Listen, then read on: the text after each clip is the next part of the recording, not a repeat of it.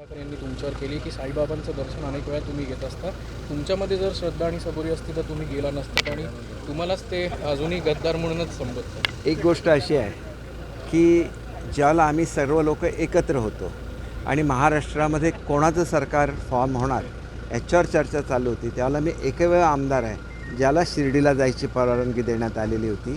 ती शिर्डीची शाल मी माझ्यासाठी नाही, उद्धव साहेबांना येऊन पांघरली, त्यावेळेला ते मुख्यमंत्री झाले. परंतु ज्या वेळेला काँग्रेस आणि राष्ट्रवादीने शिवसेनेला संपवण्याचा प्रयत्न केला, त्यावेळेला मी एकमेव आमदार आहे ज्यांनी पंतप्रधान नरेंद्र मोदीजींची आणि उद्धव साहेबांची गाठ घालून दिली.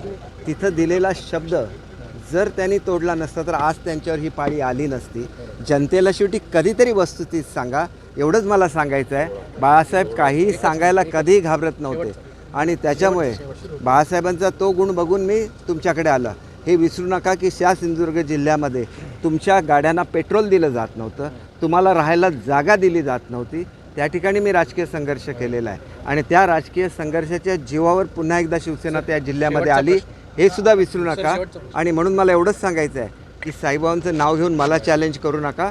साईबाबांची शक्ती एवढी मोठी आहे की तुम्हाला ती तुमची जागा दाखवल्याशिवाय ते राहणार नाही. सर, शेवटचा प्रश्न, भुजबळांच्या राजीनाम्याचं काही त्यांनी राजीनामा दिला अशी चर्चा आहे, मंत्रिमंडळात स्वीकारला आहे का शासनाने? नाही, बघा, हा मुख्यमंत्री आणि उपमुख्यमंत्र्यांचा प्रश्न असतो, त्यांचा राजीनामा स्वीकारला जाणार नाही. माझ्या माहितीप्रमाणे ते ज्येष्ठ मंत्री आहेत. जर काही वैचारिक मतभेद असतील तर ते चर्चेच्या माध्यमातून सोडवले जातील. करण्याचा प्रयत्न करतायत सरकारचा, असं मनोज जरांगे म्हणतायत. मला जरा पुन्हाही जायचं आहे. मला एवढंच सांगायचं आहे की जरांगे साहेबांच्या सगळ्या मागण्या मान्य झालेल्या आहेत. समाजामध्ये एकता राहिली पाहिजे या दृष्टीने सुद्धा त्यांची भूमिकासुद्धा महत्त्वाची आहे. त्याच्यामुळे ओबीसींच्या आरक्षणाला कुठलाही धक्का न लावता जी सर्टिफिकेट मिळत नव्हती ती देण्याची व्यवस्था झालेली आहे. आणि त्याच्यामुळे मला असं वाटतं की आता कोणतेही स्टेटमेंट करण्यापेक्षा कुणबी दाखल्यांचा आधार घेऊन जो एक न्याय मिळालेला आहे त्या न्याय कसा लोकांपर्यंत पोहोचेल याच्यासाठी सर्वांनी काम करावं.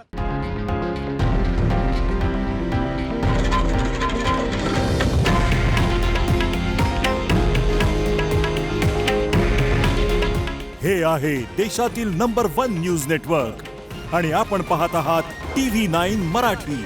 काळजी तुमची, हित महाराष्ट्राचं.